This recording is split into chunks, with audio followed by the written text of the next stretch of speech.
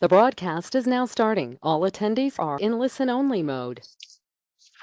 Hi, this is Tony Mazzacci of the ASPPH staff. Thank you for joining this webinar, which is an ASPPH Presents webinar titled Policy Advocacy in the Missions of Academic Public Health. During the broadcast, you can submit questions at any time utilizing the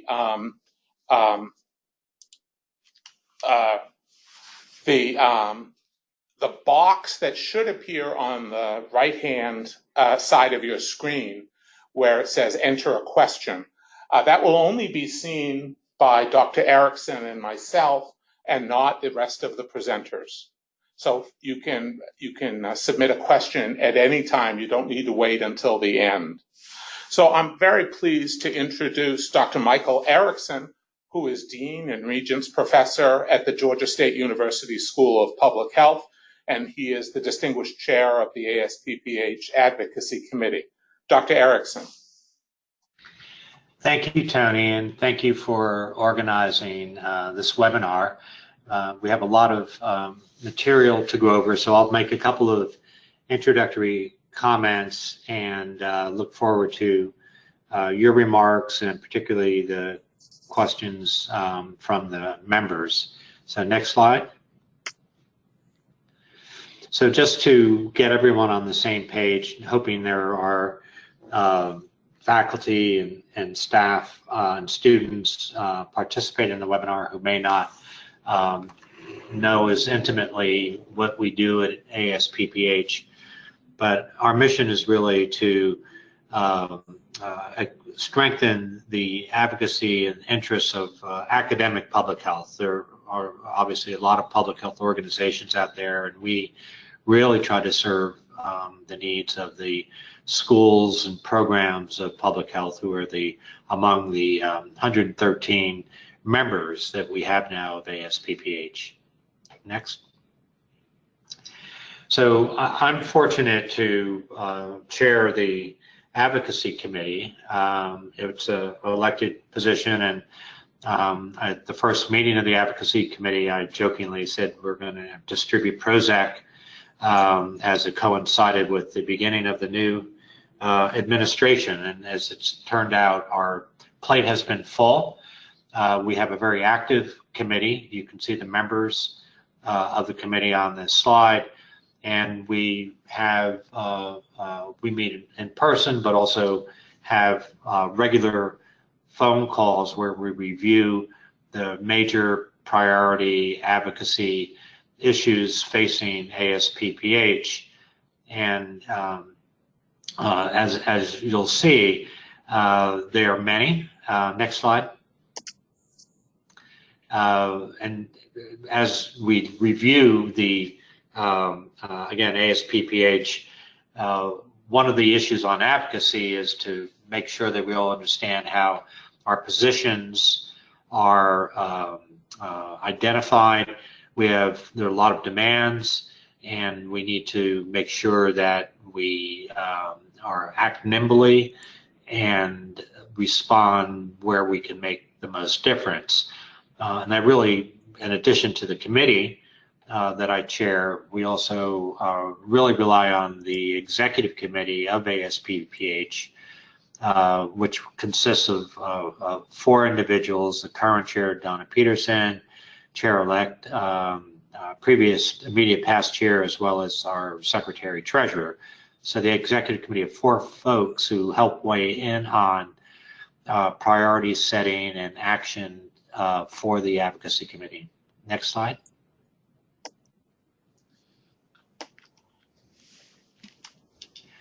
Go on to the next slide, please. Great.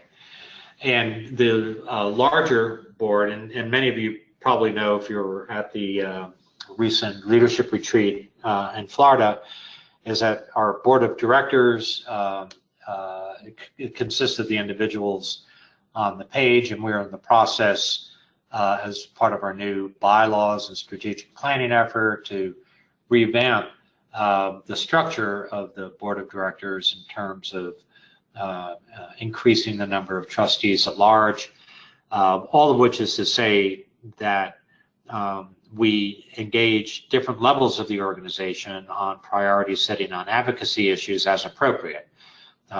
Some are done amongst Tony and myself. Some are done with the decision making of the executive committee. Some go to the board of directors. Unfortunately or fortunately, many of the issues are quite clear cut, as Tony will go through in terms of our position and how they affect academic public health. Others that are more nuanced and that have clear two sides to it often engage a robust discussion among the executive committee as well as the board of directors. Next slide. As we anticipated, the agenda related to advocacy has been very active, if not overwhelming. And these are some figures that Tony's identified from searches of legislation that's introduced and references in the congressional record, committee reports, and Federal Register notices where the word public health appears. And you can see that we can easily be overwhelmed if we responded to every piece of legislation or every committee report or Federal Register notice that alludes to public health. Only a small number relate to academic public health or the missions of the schools and programs, but you can imagine that it is sorting through all of the activity that goes on is a job in itself. Next slide. Just to provide a very quick overview of what tries to guide our decision making and effort, we tend to focus on, this is a bit of a civics lesson to go back to government structure, and we tend to think mostly legislatively, but increasingly there's more and more executive branch or regulatory actions that are coming that we have the opportunity to weigh in on. I think most would reflect that the momentum has changed a little bit in terms of concern regarding congressional action or legislative action versus executive action and where we have to engage. We always try to keep in front of us a focus towards academic public health, and not that we ignore or don't devote attention to writ large public health issues, but we first and foremost want to make sure that we represent our members, our 113 dues-paying member schools and programs and issues that affect us on a day-to-day basis, both amongst our faculty and students, but also public health as we know it. We also engage with a variety of coalitions you'll see in an upcoming slide, and are an information resource with really remarkable resources on the web, on the ASPPH website that Tony devotes a lot of attention to keeping material there, in addition to, as you know, the advocacy newsletter that comes out on Mondays, which really provides the most recent assessment of issues that face public health broadly. Next slide.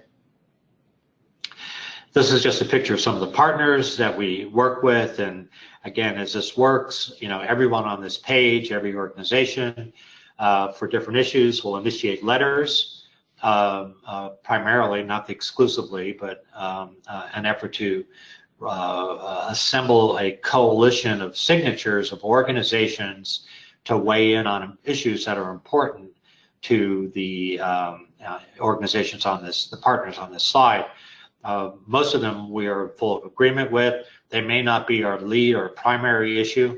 We really try to devote our major time to those things that no one else will advocate for, and that if we don't, ASPPH doesn't advocate for, it will not get advocated for. And that's sorting out is a lot of the activity that Tony does, as well as our consulting partners at Cornerstone. Next slide. Here's we have a contract with Cornerstone. Cornerstone Government Affairs is a a group in Washington that supports not only ASPPH, but ASTO and some other public health groups. We're fortunate to have the support of Eric Fatimi on the left and Mark Miodusky on the right, both very experienced folks with Hill experience, particularly on appropriations matters.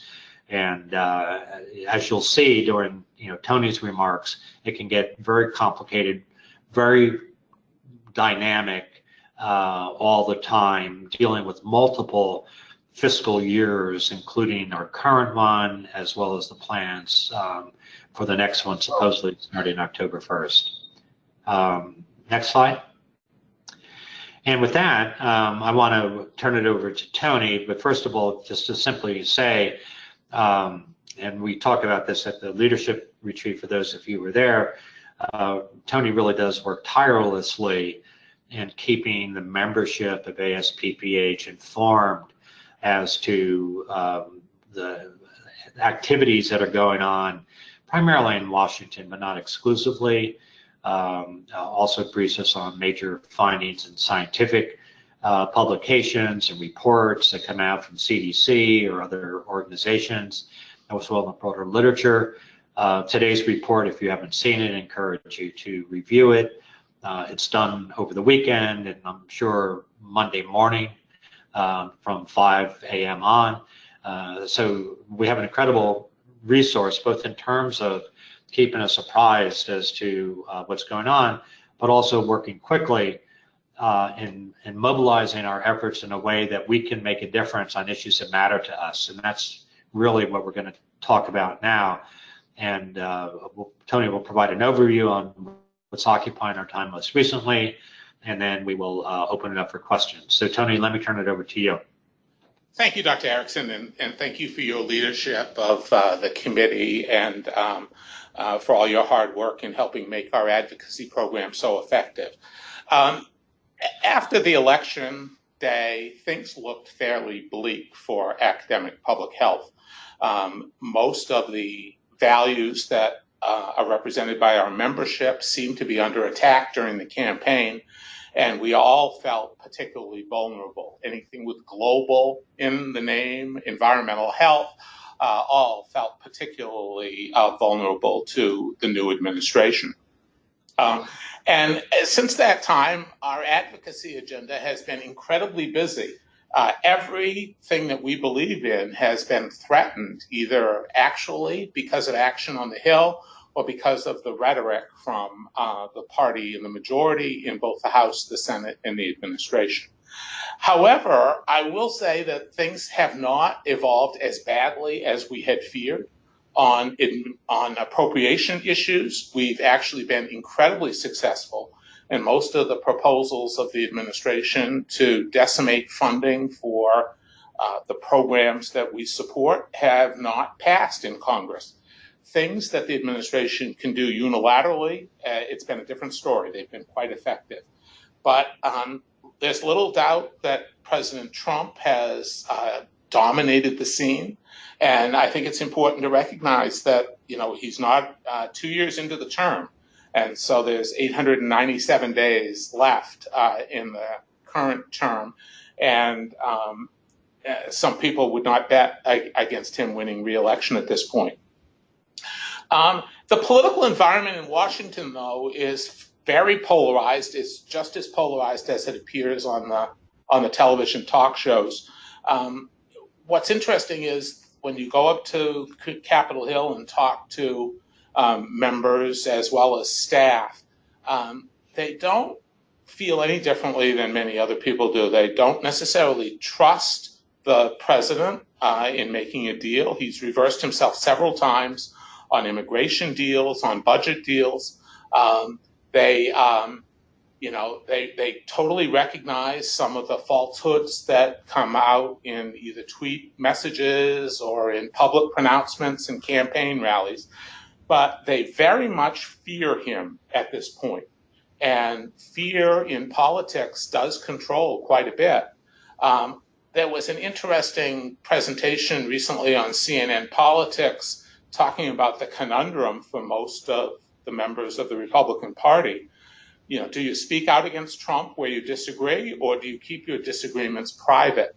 And the consensus was that you keep your disagreements private, in that for most Republicans in office at the moment, there is no reward for speaking out, and even a potential of a reward, and that some constituents might condemn your silence on some of Trump's most egregious transgressions, but that they probably wouldn't have voted for you anyway, and that there aren't very many of them to tip any sort of an election.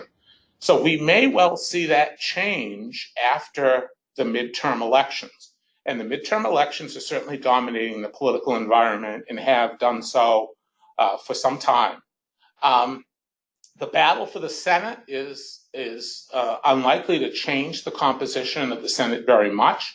It's just a math issue at this point. There are 25 members of the Democratic Congress, a Democratic caucus, 23 Democrats and 2 independents that are up for re-election in 2018, and only 9 Republicans. And for Democrats to gain control, they have to take 3 seats away from the Republicans and hold all of their own seats. And that seems to be an impossible task.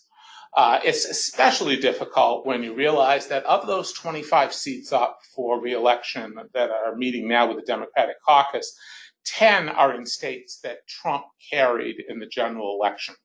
So it's a very steep mountain to climb to recapture the Senate for the Democrats. It's much more possible for them to have electoral success in the House. They gained seats in the last election, and there is the potential, if you trust the polling numbers, that they could take over the House in the midterm elections. There's an important midterm barometer election in Ohio tomorrow, and that will help set the tone for the midterm elections. Most seats, though, of course, because of either the way they're aligned or gerrymandering or for various other reasons, are not under contention. The amount of seats that are really going to be contested is very small, and it's a very narrow band. But as you know, most parties that control the White House lose seats in the midterm election. And we will see very quickly through some of the primary results whether that will hold or potentially hold for the midterm elections.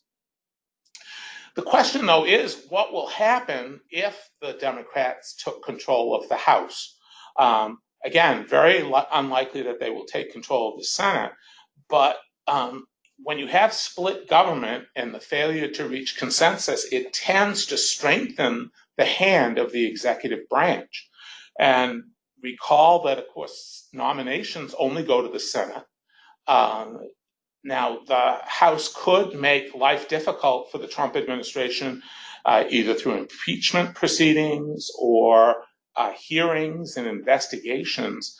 But for the most part, if history is any guide, in a split Congress, power to the executive branch expands.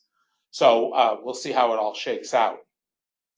What else is dominating Washington right now is the exaggerated number of lame ducks that are currently in Congress and in key leadership positions. As you know, Speaker Paul Ryan of Wisconsin announced earlier this year that he will not run for re-election. It's unprecedented to have a Speaker of the House who is a lame duck. His ability to control his majority has been questioned repeatedly since he made his announcement. The total number of people leaving the House has probably not been this high in about 100 years. There are 20 Democrats retiring, 47 Republicans. Another 12 have resigned or died, Republicans, and many are running for other offices, but they've had very little success in running for higher office. There are 5 Republicans and 1 Democrat leaving the Senate. But more importantly is the fact that many of those who are retiring are senior members who are also committee chairs. These are full committee chairs in the House that are stepping down. The head of administration, appropriations, budget, financial services, homeland security. These are key committees called A committees This is unprecedented that a sitting member of the Appropriations Committee, the chair, would actually retire while in power.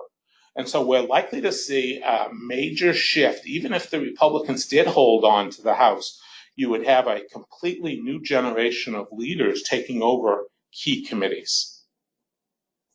So let's talk about the funding environment.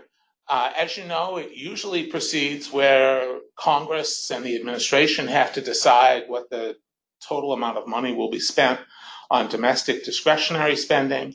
Then that money gets allocated to the 12 different appropriation subcommittees. The key one for us is the Labor, HHS, Education Appropriation Subcommittee. And then they make decisions on how much to give each agency and then how much to give each program within that agency. This year, things have progressed actually quite well and quite rapidly. There was an agreement late last year that set the target for 2019. And while it was a very tiny increase over FY 2018, at least the appropriators knew how much money they had to deal with. They then rather quickly allocated that money to the subcommittees. Because there was not extra resources to go around, the House Labor HHS panel received a totally flat allocation, and the Senate side, the subcommittee, received only a very small increase, which meant that for any program to get an increase, something else would have to get a decrease. Overshadowing all of the funding decisions, though, is President Trump's repeated threat to shut down the government in September or October if there's no funding for his southern border wall. The appropriations process has progressed, but every once in a while it will get a new threat from the administration, and it slows things down. The fiscal year starts October 1st. It's unlikely that all 12 appropriations bills will be passed, so a continuing resolution will be needed. And the question is, will President Trump veto that continuing resolution and hold it hostage until he receives funding for the border wall? So to date, the Senate Appropriations Committee and the House Appropriations Committee have both approved the fiscal year 2019 appropriations bill for Labor, HHS, Education, and it is scheduled to go to the Senate floor on August 15th. And frankly, we could probably not be happier with the results to date. In the House, they gave NIH a $1.25 billion increase, and the Senate a $2 billion increase. CDC, at the comparable program level, the House gave CDC a $474 million increase, and the Senate provided a $47 million increase. When you look at the bill and the report, there's a great deal of confusion about the CDC number because of a couple of technical issues. First, the administration has proposed transferring the Strategic National Stockpile account to the Assistant Secretary for Preparedness and Response. The House included that transfer in its bill. The Senate did not. Also, last year, Congress provided CDC with a major boost in appropriations to provide funding for a biocontainment facility on the CDC's Atlanta campus. And so when you take those accounts out, that's how you get the comparable program level. For HRSA, the Health Resources Services Administration, the House cut its budget 2.2%, the Senate increased it 1.7%, and both the House and the Senate approved $334 million for AHRQ, the Agency for Healthcare Research and Quality, which, as you may know, also gets an allocated amount from the Patient-Centered Outcomes Research Trust Fund. The appropriations bills, of course, contained other provisions, some of which are of particular interest to us. They kept the NIH and public health salary cap at executive level 2, which is currently $189,600. That's reset at the end of each calendar year. It rejected the administration's proposal to transfer large parts of NIOSH and AHRQ into NIH as new institutes. The House approved a $300 million proposal to establish an infectious diseases rapid response research fund that was not included in the Senate bill. The House the House Appropriations Committee voted to end the CDC's climate change program, to end the Teen Pregnancy Prevention Grant Program, and within HRSA, the House Appropriations Committee voted to end the Family Planning Title X program.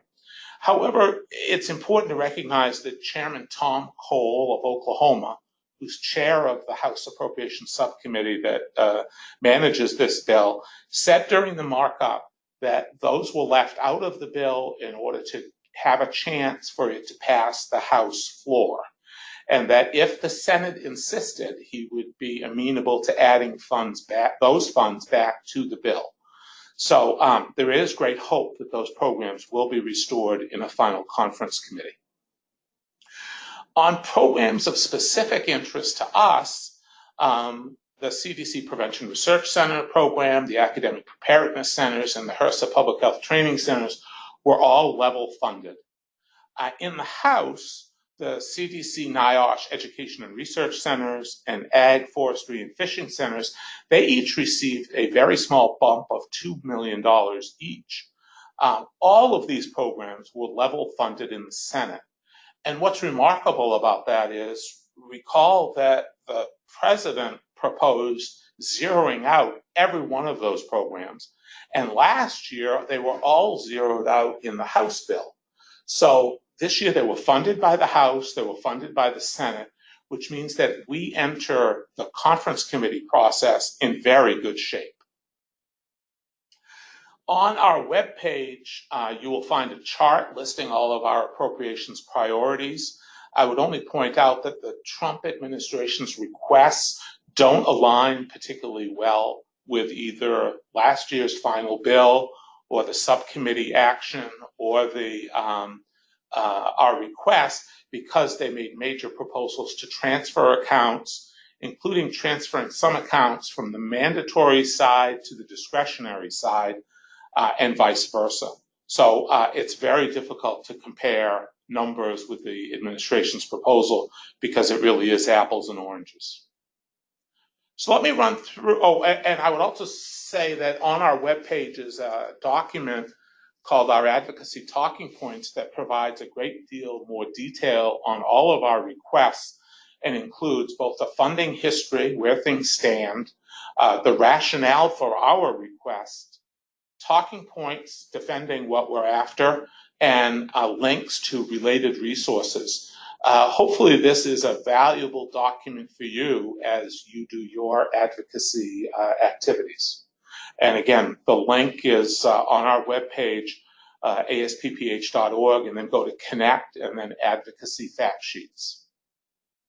So let's turn to a few other issues that are of major concern to academic public health, and one, of course, is immigration.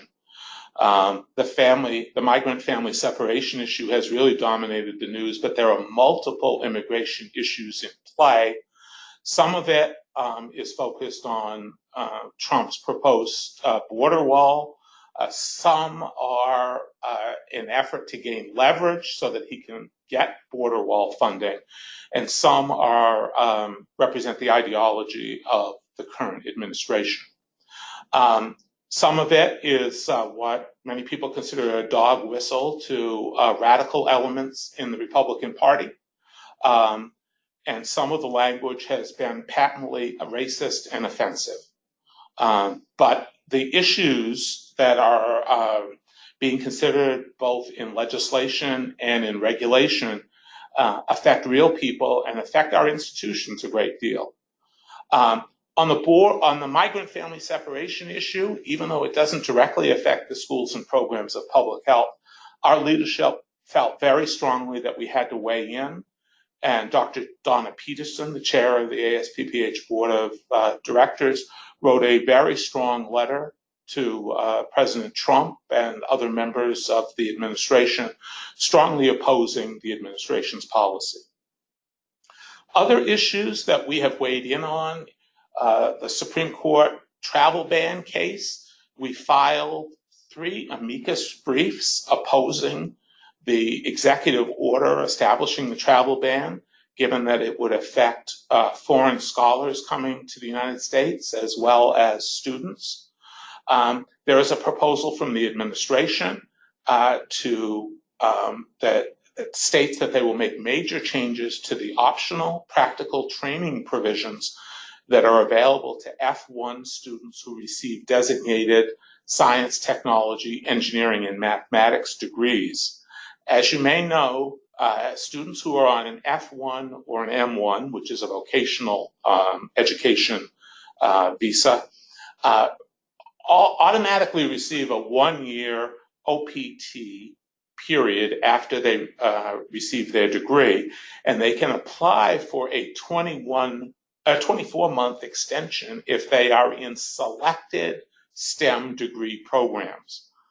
Not all public health degree programs are considered STEM under the regulations for this program, but some are.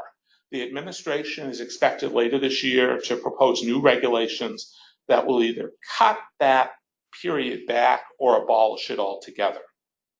The administration has also, through regulation, changed many of the enforcement activities on foreign students, making it very onerous for foreign students who may make minor or even inadvertent paperwork mistakes, some of which they may not even know about. They were faults of their institution or others.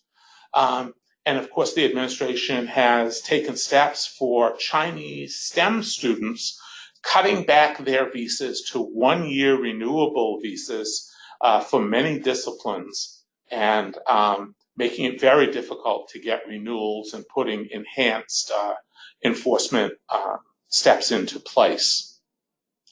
Then there's the DACA issue, which is the deferred status for Dreamers. There were 2 proposals before the House this year. Both of them were defeated. One, offered by the leadership, would have extended the DACA program and allow those individuals to receive permanent resident status after 5 years. And then a bill offered by conservatives that would have provided contingency status only, with no pathway to green cards or citizenship. The administration voiced support for the leadership bill. Then Trump issued a tweet objecting to it, and then his spokesperson said he actually did support it. With that level of support from the administration, the GOP members felt they could not support it, and both proposals fell by wide margins. However, the courts have kept the program alive, and in an important decision on Friday, a federal court in Washington, a judge who actually was appointed by Republicans, issued a ruling reinstating the DACA program in its entirety and ordering that that ICE but they must start accepting new applications as well as renewals. He did delay the implementation of this ruling for 20 days to allow the administration to appeal if it so desires. The cumulative nature of these proposals, however, has been to create a toxic environment for immigrants in the United States, and certainly for potential scholars and students who used to consider the United States as the top tier country in which to study. As you may know, for many institutions, the number of Chinese students that attend is very large. This was a chart that ran in a recent issue of Science magazine, showing that in all of academia, there are about 128,000 Chinese students studying in the United States. For many rural and liberal arts schools, the number of Chinese students makes all the difference between being able to continue and being a solvent institution. The numbers for public health are not that large, however. This was data that we recently obtained from the SOFIS staff, and in 2018, about 24% of applicants are foreign, and 16% of matriculants in 2017 were foreign. And the matriculant trends by country show that in 2017, by far the largest was the source country for matriculants from overseas was China, with 612 students, 34% of all foreign students. Overall, the Council of Graduate Students have posted new data showing that the number of foreign students applying to study in the United States has dropped for the first time in over a decade. And this all comes at the same time that other countries are making it easier for foreign students to attend their institutions. Britain and Canada have taken steps to make it easier for Chinese and other foreign students to attend.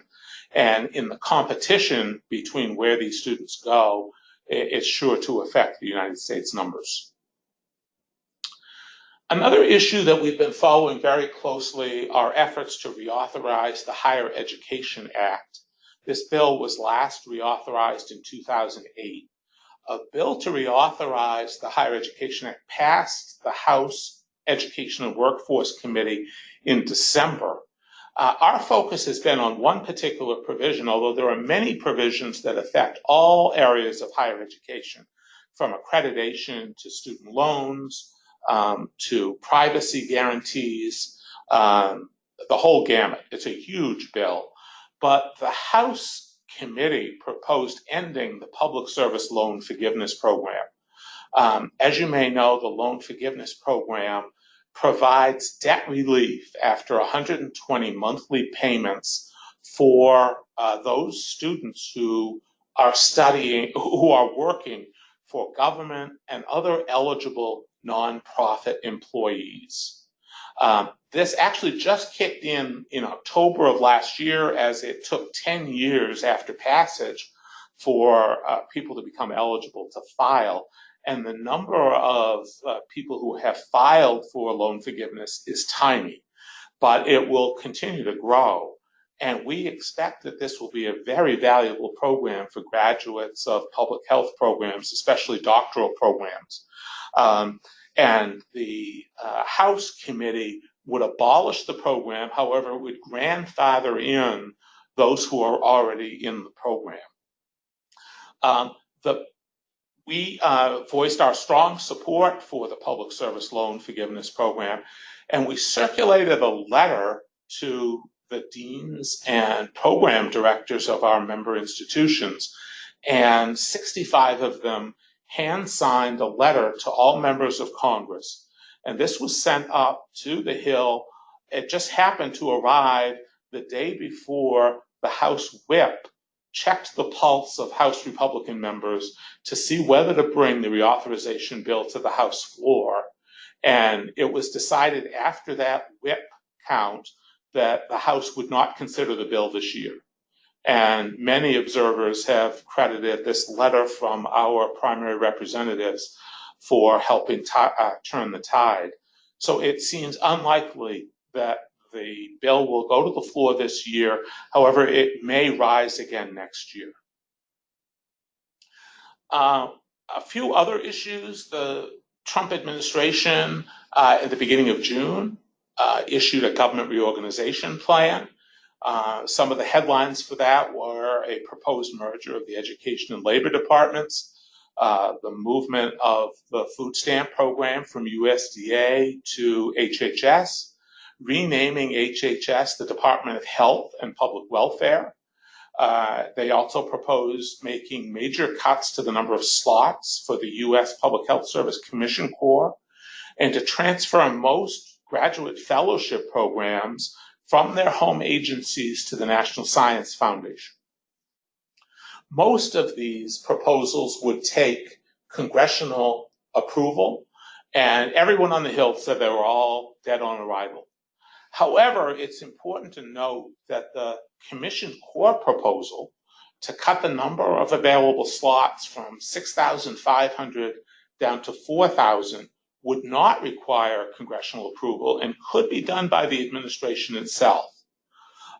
We wrote to the administration, wrote to key appropriators and authorizers last week in opposition to that proposal. And we also called for a major change in the way the Commission Corps is funded, urging that Congress provided a dedicated funding line, which it does not have right now. For a full list of activities that we have been engaged in 2018, I urge you to go to our webpage and you will see an activities listing. I think right now it's 4 or 5 pages, and there are links to source statements and letters, many of which you may find of particular interest. So with that, I'll turn it back over to Dr. Erickson, who might discuss what you can do to help advance our advocacy efforts. Thank you, Tony. That was fantastic. A bit depressing, but nonetheless fantastic overview. I want to leave as much time as possible for questions as possible. So let me just say a couple of things. Is that we need you to, stay involved and stay informed. I mentioned earlier the advocacy newsletter that comes out on Monday is the best source of information that I see on issues that affect academic public health schools and programs. And I share that widely at my university, and you're encouraged to as well. So if you don't receive it, have your, get in touch with your dean or director, make sure that you get it from Tony, and then share it widely. The other thing I'd like to mention, and we talked about this at the leadership retreat, and this was a source of discussion on our advocacy committee call, was the importance of the upcoming midterm election and the importance of voter registration and actual voting, and that this is a nonpartisan issue. It's something that all of us can do in private and publics alike, is to look at ways to encourage participation in the democratic process by our faculty, staff, and students. There are great resources on the ASPPH website along the lines that Tony had mentioned that help connect you to national efforts to increase voter participation. And then, just to conclude, things that you all know, we always have to be smart about working with our elected officials so that we are educators and not lobbyists.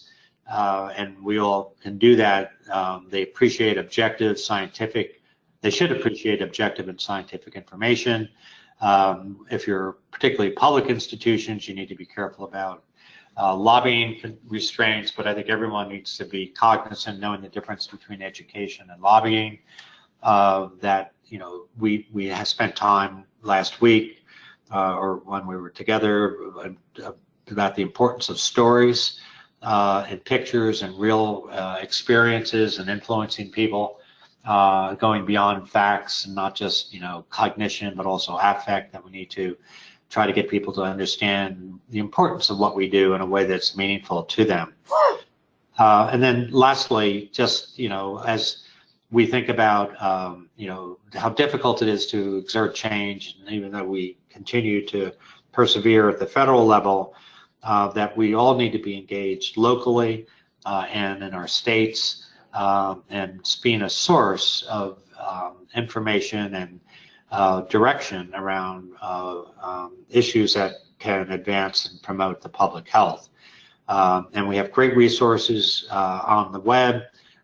We have incredible talent in Washington. We have access to Cornerstone in terms of consulting advice on federal issues. And mostly we have a great resource amongst ourselves, among the 113 members. And so with that, we want to open this up. Tony, I don't know if you received any comments or questions in the chat box on the webinar, or if people have a chance to ask questions, but let's open it up now. Reserve the last 15 minutes for a bit of dialogue. Great. Yes, we have received a couple of questions. I'd just like to remind everyone that if you would like to answer a question, please just type it in the question box on the webinar, the GoToWebinar control panel that should be on the right side of your screen, unless you moved it. So we received a couple of questions asking about whether the slide presentation will be available. And yes, I'd be happy to send you the slide presentation. It was too large for posting on the GoToWebinar handout section.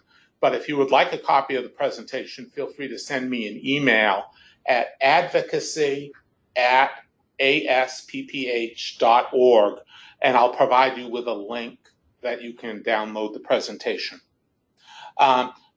We were also asked a question about how to subscribe to the advocacy newsletter.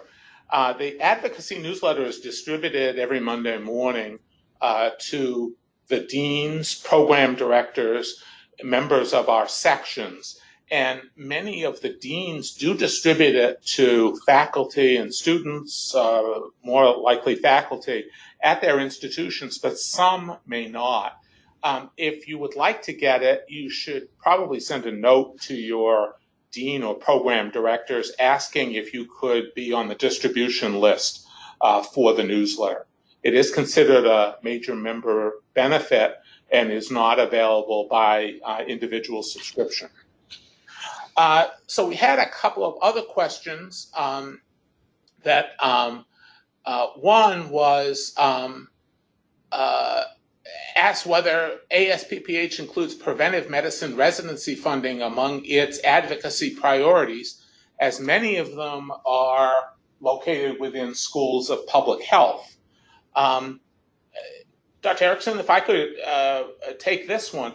Interestingly, within the HRSA account on the workforce line, that workforce line funds two programs. One is the Public Health Training Centers program, and the other is the Preventive Medicine Residency program, which is championed by the American College of Preventive Medicine. In the past few years, we have joined arms with the American College of Preventive Medicine and done a joint fact sheet in support of the program, as well as circulating a letter to allied groups jointly asking for support of both programs together. And both of those are available on our webpage. I'm pleased to report that both the Preventive Medicine Residency programs and the Public Health Training Center program were both funded on both the House and the Senate side. But we do work very closely with our colleagues at ACPM to fund the preventive medicine residency programs. There was another question about what are our suggestions and advice for engaging students in advocacy. And Dr. Erickson, I would see if you had any thoughts on that. Thanks, Tony. You know, I just made a note myself. I'm teaching a new course in the fall for DRPH students, and I hadn't thought before, but I will make available and remind them about the resources that are on the ASPPH website, as well as circulating to them the Monday advocacy letter so they can see firsthand, you know, what's actually going on in real time. And when I teach, I teach tobacco courses particularly, and it's a newsy thing and everything's changing all the time, and get them focused on, you know, real-time public health issues. And I think it's an exciting resource on the website and the Monday advocacy letter to keep people up to date with it. And what I don't know, and I will check and make myself a note, is exactly how advocacy corresponds to the CEF competencies. And if someone were to ask me what number competency would advocacy respond to, I couldn't tell them, but I'm you know, certain it's embedded in them, if not explicit in them. And so I think we all need to be thinking about how do we teach real-time advocacy? What additional do you need to work with students to get them understand and engage to begin to make a difference for now and for the future. And that's something we can discuss further in the Advocacy Committee. I would only add to that there are some of our member schools and programs that, in fact, sponsor a student trip to Washington to help them hone their advocacy skills. And I have presented to several of them. It's often a transformative experience for the students to actually go up on the Hill and talk to members and their staff about the issues they are concerned with. And some of those are through health policy and management classes, and others just a group of interested students. There was a terrific group from Ohio State. Dr. Bill Martin brought a group in just 6 weeks ago, and I know it was both terrific for me to hear their concerns, but to also see them on the Hill as they were compelling advocates telling why the issues were of direct interest to them. We received another question concerning the what's happening with USAID funding. As you may know, the administration called for major cuts in global health funding. The subcommittee that is responsible for the State Department and USAID rejected most of those cuts. And the global health accounts, although they did suffer a slight reduction, generally fared pretty well, especially on the Senate side, not as well on the House side. But I think it's pretty promising that they'll essentially remain flat toward the in the final game. That said, there are all kinds of new limits on any type of family planning activities, as that obviously is a major focus of the administration. And PEPFAR, which was funded on both bills, it did receive a cut on the House side, was about level funded on the Senate side. We expect that it'll continue to remain supported. The administration called for a major whacking of PEPFAR in its budget proposal, but that was rejected on the Senate side.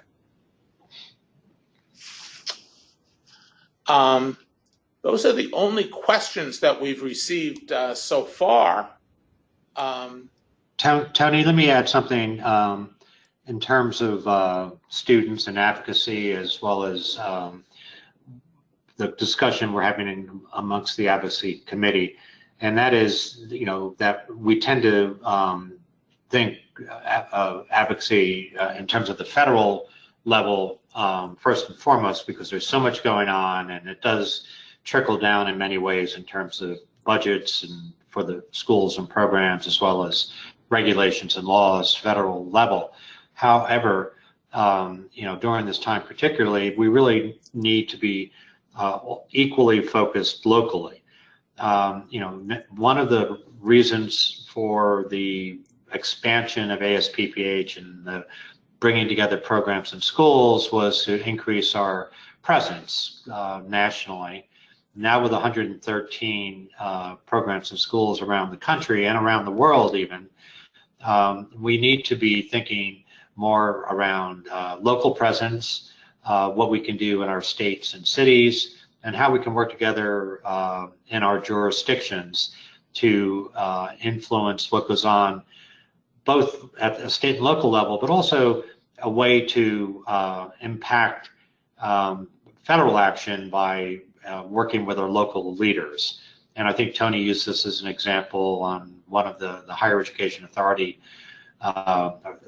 letter about the Public Loan Forgiveness Program, is that by having it signed by scores of colleges, schools, and programs around the country, that probably had more impact, and people saw that their local leader was supporting this effort. So as we go forward, we need to keep in mind, not only how do we bang our head against the wall in DC, but how do we bang our head against the wall in our local jurisdictions in our states, and have our voice come up in a way that can also influence the federal level, but also deals with advocacy where we operate. Dr. Erickson, we received another question asking that you made a great point. How would you suggest staff incorporate advocacy into their classes? And I don't have any specific recommendations there myself. I do know that it is an opportunity to hear divergent voices. Obviously, in most practice settings, you're not always going to be dealing with people you agree with.